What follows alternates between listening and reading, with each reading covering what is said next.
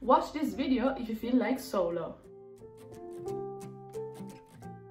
Hey guys, today I want to share with you my solo travel experiences. How I felt, how challenging it was, what I thought. And get ready because after this one there will be another one coming soon with tips for your very first solo travel. So the very first time I left Italy and I was completely by myself was in June 2010.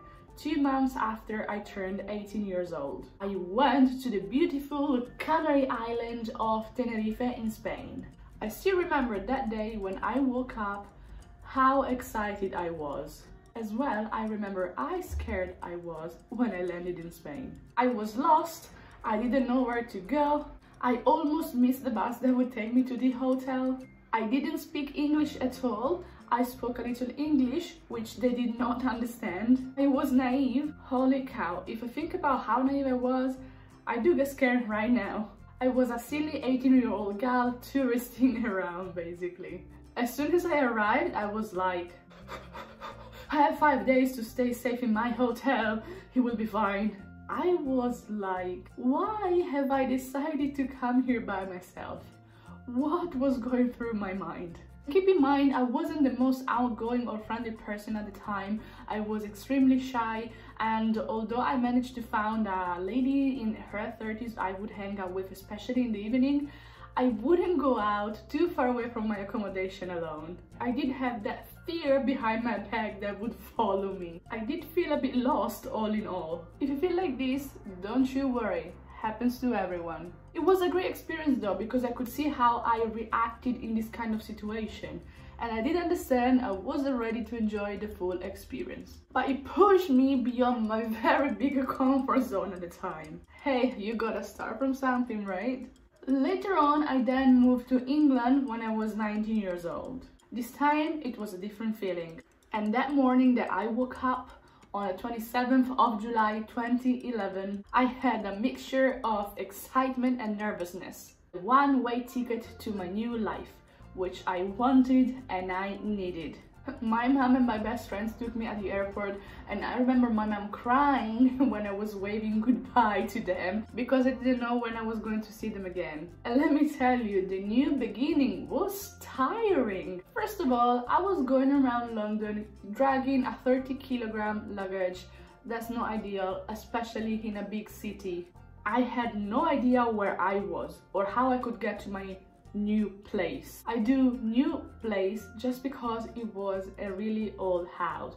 Basically, it was crap. I was looking around like, whoa, I don't know where to go. Help me please, I'm lost, I'm not from here, I don't speak English, take advantage of me. And when I arrived, I didn't like the accommodation. It was crap. And there was a mistake because I was supposed to share my room with a girl and there was a boy in there, and the room was a mess because his girlfriend was there and she left. They argued, well, I don't know what happened, and it was crazy. It was a mess. I didn't like it. My first thought was, what is this place? I don't want to be here. I want to go home. I could be enjoying my summer holidays right now in sunny Italy. But no, the first night I cried, not ashamed to say so. Yep, I did cry because I didn't want to be there. I didn't sleep really well, I have to say. I felt uncomfortable, I didn't have my space anymore. It took me a month to find a job, I didn't speak the language, I didn't have friends. It was tough. This though was the experience that really changed my life and made me understand a lot about myself. I ended up staying in England for 7 years. I love England. Moving on! In England, I went to university, and at the end of my very first year, I found the opportunity to travel again, to go to another continent this time. I could not be happier. I went to the United States to work for my very first time. Woof! I was 21. And again, it was super challenging because I still could not understand people speaking English with different accents, and I was working with people from all over the world. And by the way, I had a shitty job. I was working in the kitchen of a summer camp for children. We would work up to 15 hours a day. But the idea of leaving for the United States in my little 21-year-old self was much greater than the shitty job. Also because after I finished the work, I could travel for 2 weeks.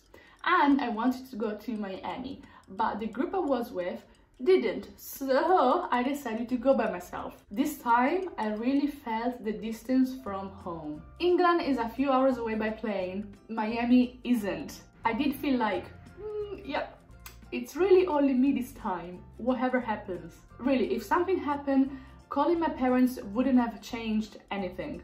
I really felt this time I had to rely on myself 200%. But still, I love the experience. I'm glad I did it. And then during my time at university, I would work just to save money to travel. And I went, for example, to Spain, I went to France, I went to the Netherlands. And it was really fun. I got lost. I took the wrong train. I got off at the wrong train station. I thought the word sortie in French was the name of a train station, and I didn't know where to go. I was lost. I'm looking for this train station. This is not the one. Where do I go? And yeah, people were laughing at me. The French police stopped me because they thought I had a fake ID. You know, things happen, guys. Then, at the age of 25, I moved to Mexico. Always in my heart. I wanted to go to Mexico since I was 21, 22 years old. I didn't really have a specific reason, I just had a gut feeling. And this time, after all the trials and errors before, it was much easier. This was the very first time I feel relaxed about moving abroad. Super excited, super happy. And as I arrived, I remember this immediate feeling of, yeah, I want to be here. Again, the time to settle in and make everything legal wasn't the easiest. You know, I had to get my visa, my work permit. I had to go out of Mexico and I had to go to the United States to get my papers. I found a house and then I changed. It was a bit crazy, but all in all, the moving part was like, yep, as smooth as oil. And now I am here in beautiful Lisbon, Portugal. The day I moved was, and now it's like drinking a glass of water. Extremely easy. Although the time to settle in was quite long, I have to say. When I landed, I was like, looks nice, yeah, looks like home. Honestly, every time I see a bed now I can sleep in, I feel like I am at home, wherever I am. And now, if I don't move every so often, I feel like there is something wrong. So what I'm trying to say here, guys, is that traveling solo or moving abroad by yourself is challenging, but as any other thing, it becomes easier the more you do it. I felt scared, lonely, insecure, lost.